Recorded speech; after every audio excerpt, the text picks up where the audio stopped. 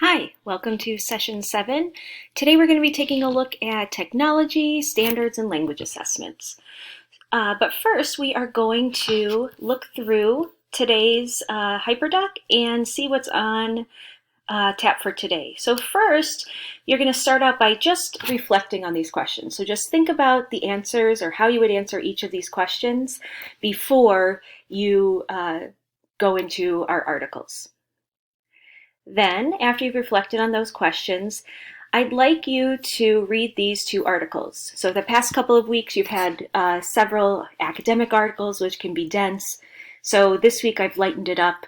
And these are really practitioner-friendly guides of digital tools that you can use for formative assessment in the classroom. And that's going to come into play when we talk about how we are using assessment to support our English learners. Next, you're going to watch this video. You can reference the slides during or after the video. After the video, you are going to head over to Flipgrid and answer your last discussion question of the course. And I'm just going to head over to Flipgrid and show you. So this is the session 7 discussion. I just want to make sure you see that you do not have to respond to another peer unless you'd like to. It's my treat to you. As your final Flipgrid discussion, you only have to make your original post. All right, so let's head back to the hyperdoc. After you've answered the Flipgrid question, you're done.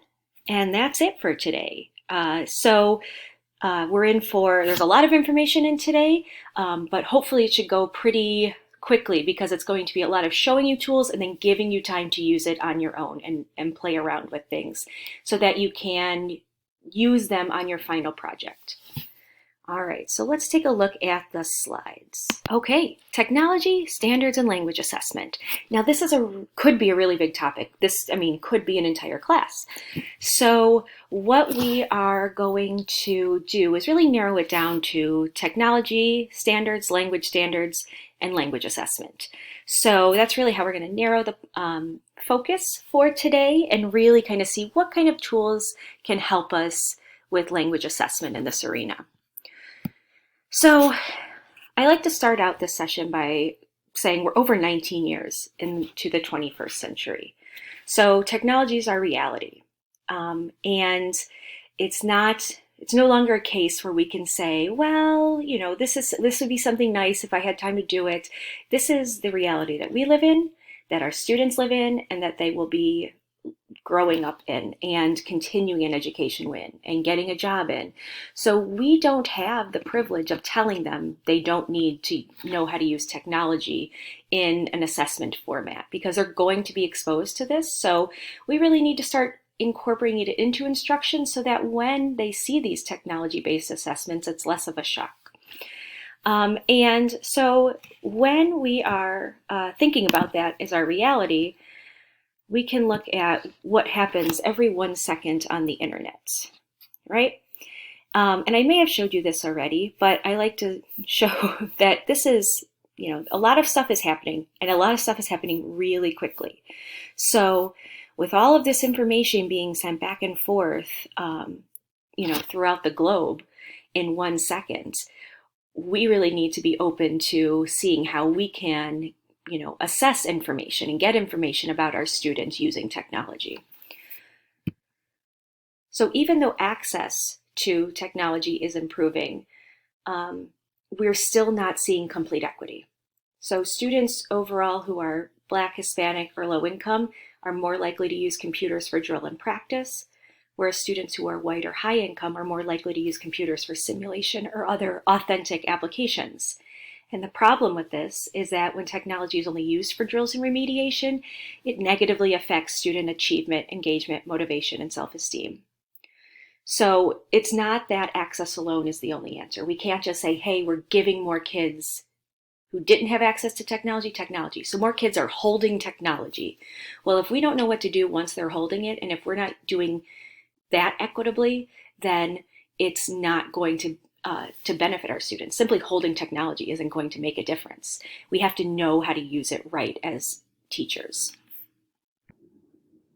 So we can see that access alone isn't the answer, and English proficiency cannot be the price of admission to meaningful, authentic, and transformative learning with technology.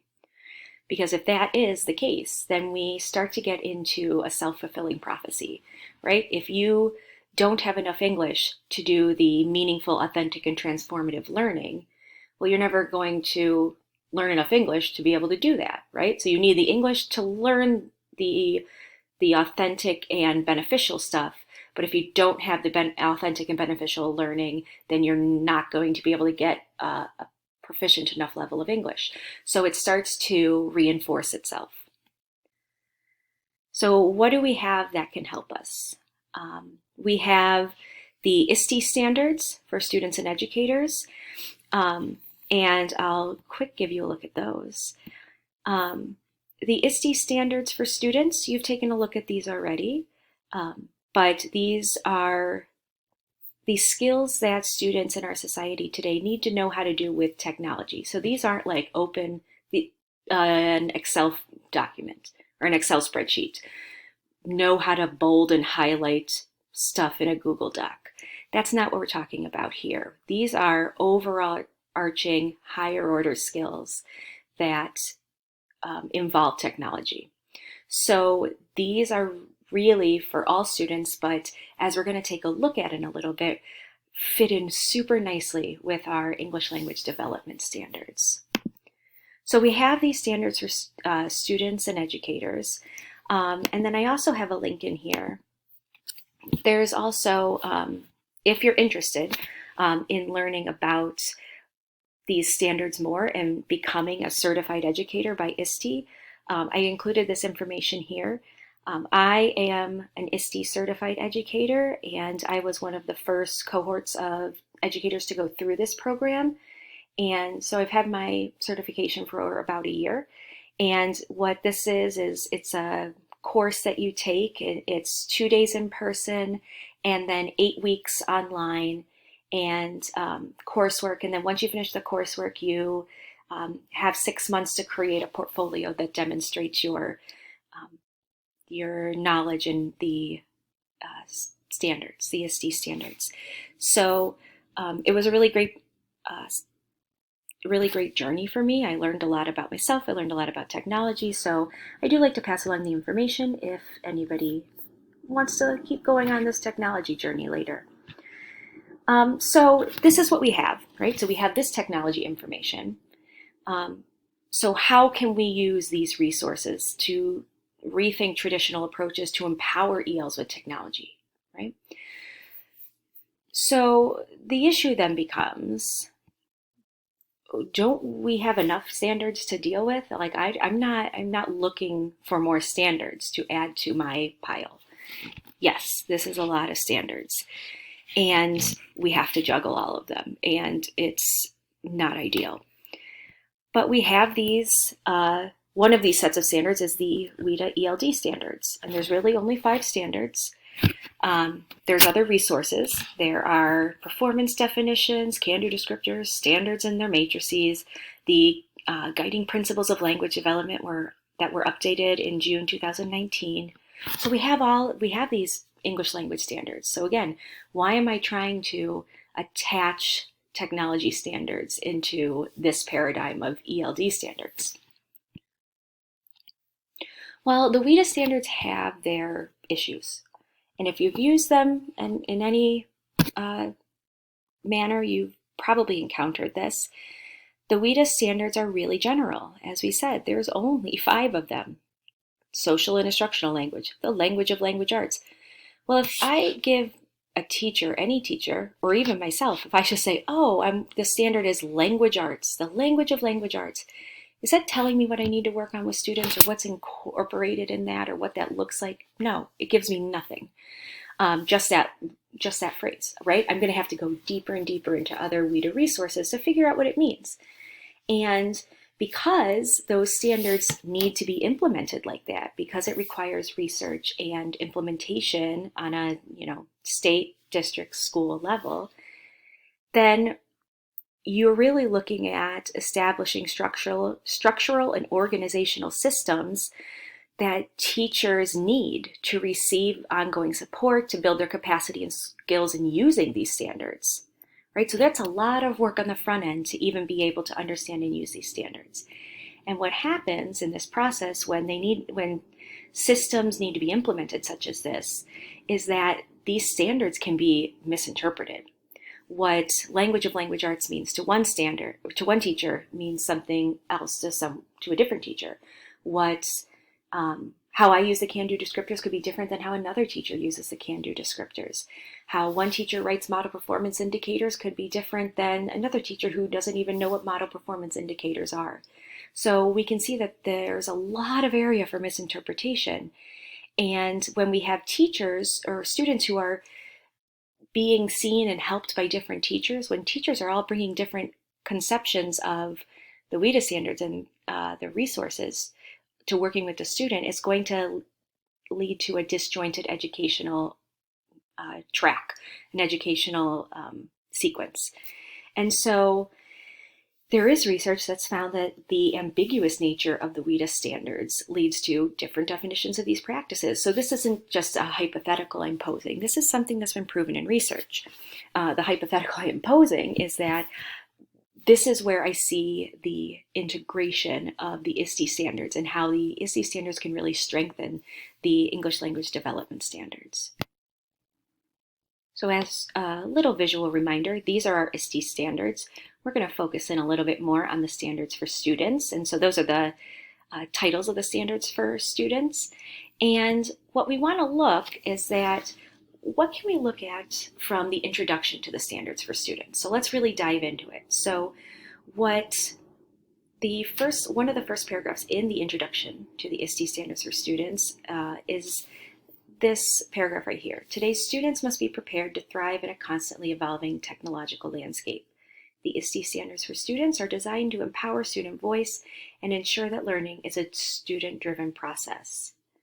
So whereas the ISTE standards for students are about amplifying students' voice, in essence, that's what the WIDA standards are doing, right? They are advocating to amplify the voices of our ELs. So there's a common ground here that we can build upon. But how do they come together? Let's take a look at that. So when we look at WIDA's guiding principles and the can-do philosophy, so if you click these, it would take you to the guiding principles and the can-do philosophy. When we take a look at those, the top 100 words that we see are represented here in this word cloud. So the larger, darker words are the words that you see more often. So we see language, learner, learning, multilingual, student community, WIDA, development, educator, school. So you can kind of see the words that are really key to their beliefs of English language development. When we look at the ISTE student standards, their top 100 words, we see these words. So the important ones that come up more often are problem, students, digital, technology, learning, process, develop, tool, using, solution. So if we kind of overlay those on top of each other, what concepts do they have in common? What words do they have in common of their top 100 words? So these are the words that those two documents have in common. So we can see there's a lot they actually have in common. Achievement, awareness, designing, developing, information, knowledge, learner, meaningful, model, resource, variety. These are all really key words in both ELL and in technology instruction. So again, we're seeing this overlap, and how can we capitalize on that? So what we can take a look at is, what can the ISTE standards give WIDA's ELD standards? So what it can give them is a common language for educators. It can give common approaches. So what's the context in which students are acquiring the English? So it starts to give us the context of where and how to develop those ELD skills. So if we look here, I've taken the ELDs, or the ISTE standards for students, and I've used this little symbol of a blue star to represent the phrase in English. Or any language goal or objective. So it could be in English or with complete sentences or using intransitive verbs or using grade level vocabulary. So any kind of language goal or just the in general language goal of in English. So if we start to look at the ends of each of these sentences and we put that goal at the end of it, that language goal behind it, it starts to sound like a really solid language objective. So we want students to plan and employ effective research strategies to locate information and other resources in their intellectual or creative pursuits in English. We want students to build knowledge by actively exploring real-world issues and problems, developing ideas and theories, and pursuing answers and solutions in English. We want students to use digital tools to connect with learners from a variety of backgrounds and cultures, engaging with them in many ways, broadening mutual understanding and learning in English. So we can see that if we start to attach whatever our language goal or objective is to an ISTE standard for context, we start to get a really concrete picture of how we can start to develop these skills for students.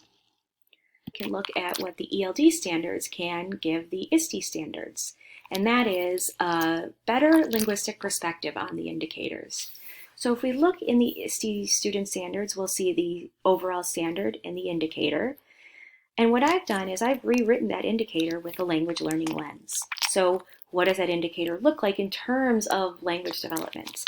So if we're looking at empowered learner, we could rewrite this indicator to be students use technology in all 4 language domains to seek feedback from mentor speakers of the language as they improve, practice, and demonstrate learning. So I've incorporated the 4 language domains into this indicator. I haven't made it very specific. If I was working with a specific group of students and I knew what skill we were working on, I could write it even more specifically than this. So let's take another look. If we go from knowledge constructor, we can take this indicator and say students build knowledge by actively exploring real-world issues and problems from multiple cultures, developing ideas and theories and pursuing answers and solutions, and using their linguistic and experiential background knowledge. So really what I've added is that they're going to do this using the assets they're bringing to the classroom, using their linguistic and experiential background knowledge. We can do it again with innovative designer and computational thinker. We can do it with over the whole 30-something indicators if we wanted to. Just really kind of think of what would this look like for language learners. And there's not going to be one answer because it's going to depend on your context and your students. But if we think about it from a general lens of language learning, we can really see how when we combine our ELD standards and our language objectives with these ISTE standard indicators, we are starting to really develop a comprehensive picture of how it looks to develop this skill with the use of technology tools. All right, let's take a look at some resources. And these are going to be useful for your final project of your tech integrated lesson. So we're going to look at a lot of tech tools. And the rest of this session is going to be slightly different from the other sessions, in so as I am going to show you resources and these links and slides, and then it's going to be up to you to navigate it and figure out how you want to explore these tools. Maybe you want to explore a couple really in depth, maybe you want to look at all of them quickly, but it's really going to be up to you to explore the information. It's not time effective, it's not a good use of your time if I go through 100 different tools and that you may or may not know. Right? What if you know 80 of them? You're going to be sitting for quite a while to dig out the 20 you need or that are new to you. So I'm going to show you a lot of information and then give you some time to process and play around and then take what you need for the final project and apply it there. Of course, I will always answer questions via email or over Google Hangouts, but it's really going to be up to you to kind of figure out how you want to peruse these resources. So let's take a look. Okay, this is a little toolbox I've created. So about just kind of refreshing instruction for ELs. But when we think about refreshing instruction, we know that instruction is always tied to assessment. So how we instruct is ideally how we should also be assessing. So these tools can also be used in that same light for assessment. And how I've divided it is there's tools to create. Some of them we looked at, right? My Storybook, Storybird, Story Jumper, Little Bird Tales, but there's some other ones. Tools to connect and collaborate, and tools for critical thinking. So these are going to be tools that you can use to assess students and to see what students' understanding is and where they are in their language development, right? I can see how they create things in English. I can see how they collaborate with each other in English. And I can see how they process critical thinking in English. So just among a few examples. So that's one of the tools that is available to you. This is a ThingLink, and I'm showing you ThingLink as one of our tools, and ThingLink is where you can make almost like an interactive poster, an interactive image where you can import links and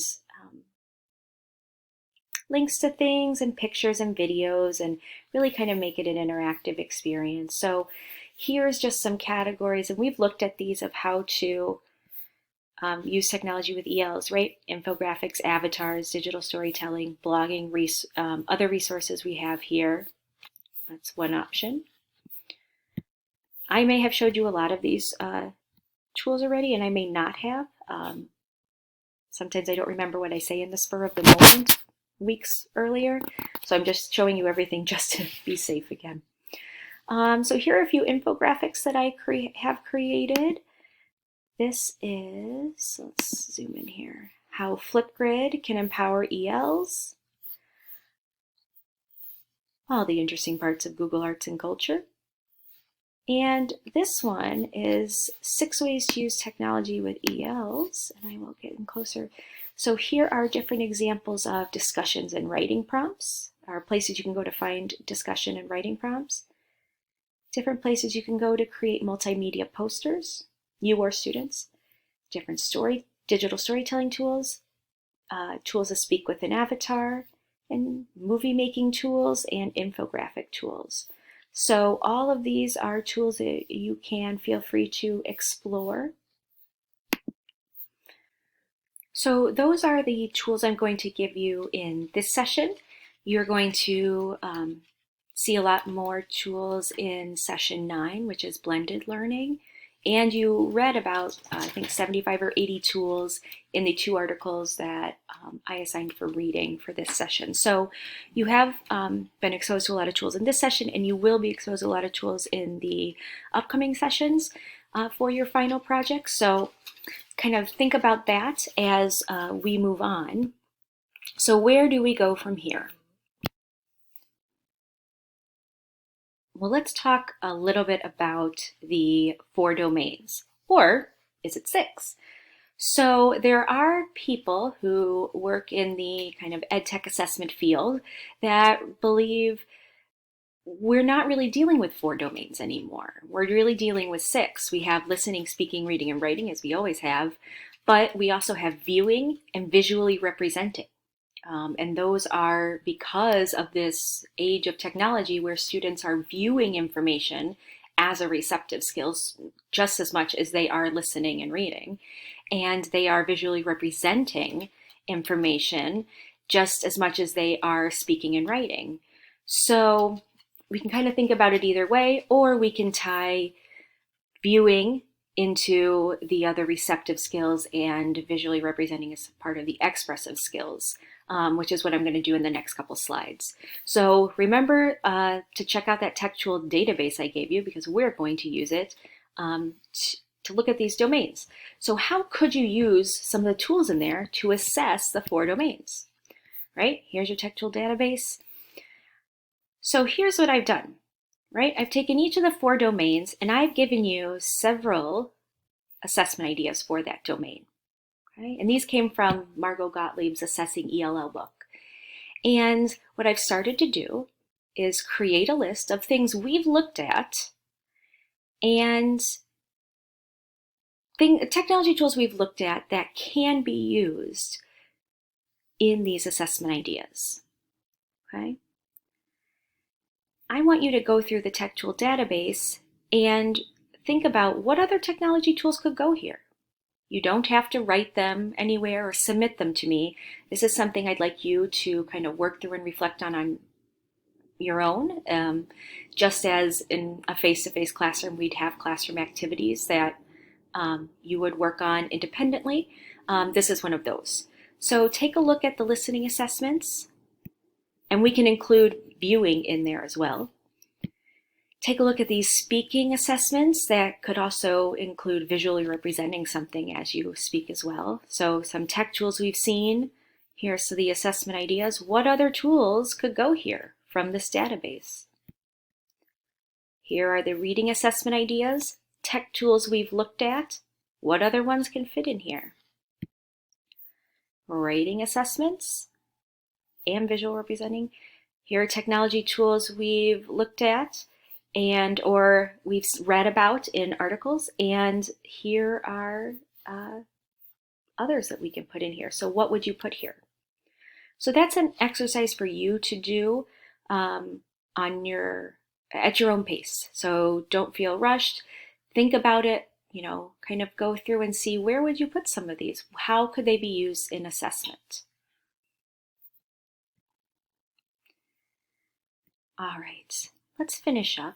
So I like to always leave the assessment talk with some solid recommendations because it's hard. I can't give 100 concrete examples of language assessments for your students because it's so specific to the tech tools they already know, their English proficiency level, their experience in U.S. schools, the content area in which you're using as a background and a context for the language assessment. So there are so many variables that it's really hard to put into specifics in a survey course like this technology course is.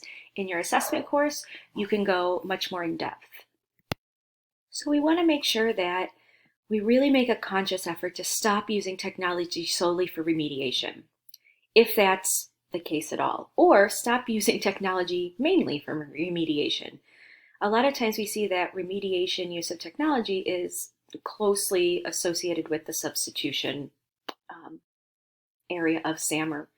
And so when we're conscious about how we're using technology, we can really be aware of if we're using it more for remediation than we are for creation and for more of those innovative uses. So try to make an effort to use technology to create more meaningful and authentic learning opportunities, right? So this is what our research says.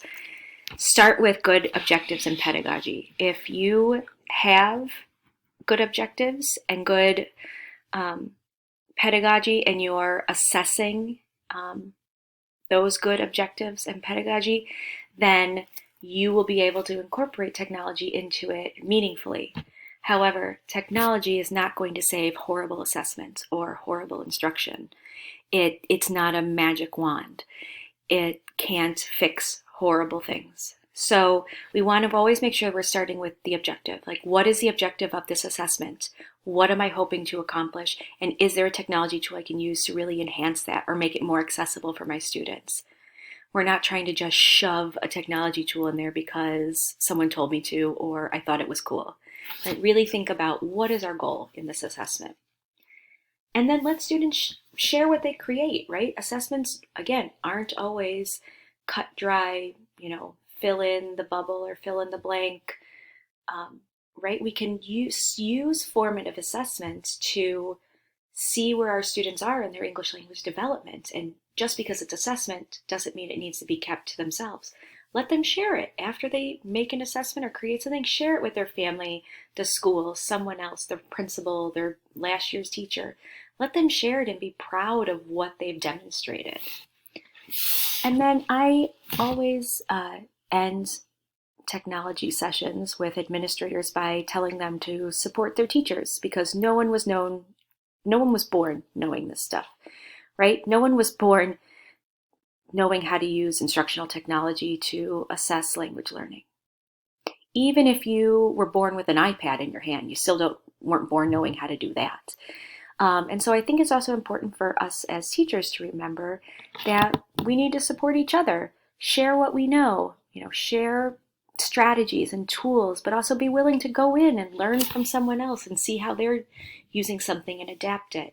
Because when we start to do that and build that tribe that shares resources and strategies, we become stronger, and it becomes easier to know how to use technology to assess language. Here are some of the references I've used for this presentation. I hope this was helpful and that you have some time to now go in and take a look at that textual database and see where you would sort these according to listening, reading, speaking, and writing, and see kind of how they fall, and if that gives you any ideas for your final technology lesson project. All right, I will see you in session 8. Have a great rest of your day. Bye.